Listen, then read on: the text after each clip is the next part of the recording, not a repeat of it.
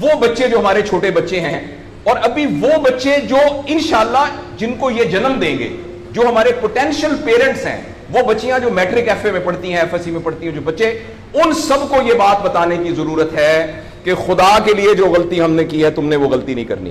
اپنے value system کو ٹھیک کرنا ہے. میں نے سر ایک سٹڈی کی, ابھی وہ جاری ہے, تقریباً 1800 بچوں سے میں نے پوچھا تم کس جیسا بننا چاہتے ہو, اور یہ 8 سال سے کم عمر کے بچے کے. آپ یقین کریں بچوں نے جو کہا وہ یہ کہا میں میسی کی طرح بننا چاہتا ہوں جو فٹ بالر ہے, کسی نے کہا میں عاطف اسلم کی طرح بننا چاہتا ہوں, کسی نے انڈیا کے اداروں کا نام لیا, کسی نے نہیں کہا میں ابو بکر کی طرح بننا چاہتا ہوں, کسی نے نہیں کہا میں حضرت علی کی طرح بننا چاہتا ہوں, کسی نے نہیں کہا میں قائد اعظم کی طرح بننا چاہتا ہوں, کسی نے نہیں کہا میں عبدالستار ریدی کی طرح بننا چاہتا ہوں.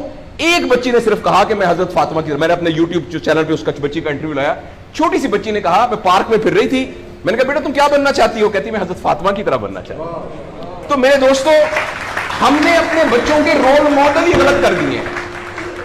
ہم نے, اس لیے مجھے اور آپ کو بہت سیریسلی اس بات پر غور کرنا ہے. میں آپ سے عرض کروں, ساؤتھ افریقہ میں تتلیاں ختم ہو رہی ہیں, لہٰذا تتلیوں کی نسل کو بچانا بڑا ضروری ہے. اچھا پانڈا ختم ہو رہا ہے, پانڈا کو بچانا بہت ضروری ہے. انسان پانڈا اور تتلیاں نہیں ہیں, انسان ختم نہیں ہو رہا ہے, انسان کا بچانا کوئی اتنا ضروری نہیں ہے, وہ پانڈا نہیں ہے. اس لیے اگر ہم اپنے بچوں کو یہ رول ماڈل نہیں دے سکتے تو مہربانی کر کے بچے نہ پیدا کریں.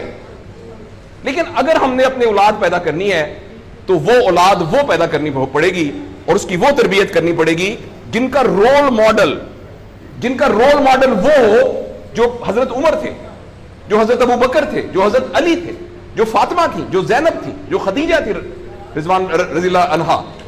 یہ ہمارے رول ماڈل ہمیں پیدا کرنے پڑیں گے, اور یہ تب ہوگا جب ہمارے اندر سے یہ دو چیزیں ختم ہوں گی.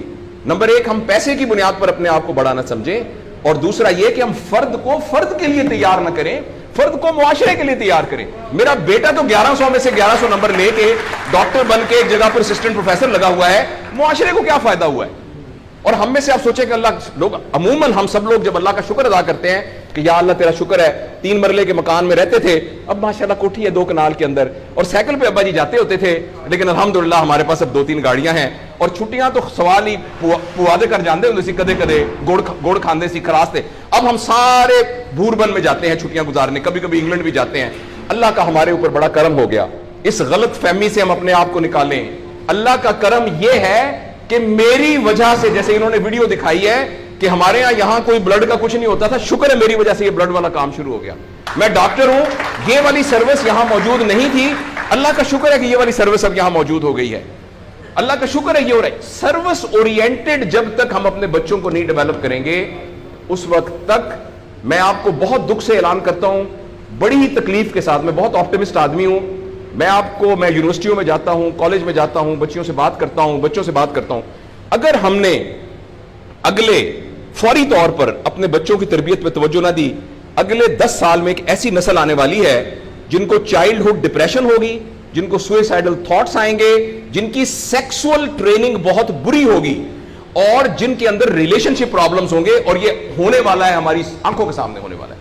اگر آپ کے ہاتھ میں ایک موبائل ہے, آپ ابھی اپنا موبائل کھول کے فیس بک کھولے, جو پہلی 1.5 منٹ کی ویڈیو آئے گی اس میں ایک نیم برہنہ عورت ناچ رہی ہوگی.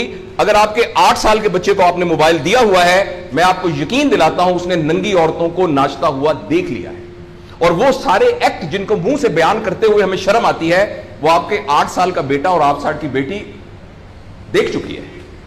اس سارے میں ایز اے پیرنٹ ہماری بہت رسپانسبلٹی ہے کہ ہم اس میں انٹروین کریں اور ان کو فزیکل ٹائم دیں, اور ٹائم دے کے ہم یہ 2 چیزوں پر مینلی کام کریں. تو انشاءاللہ العزیز ہمیں امید ہے کہ معاشرہ بچ جائے گا.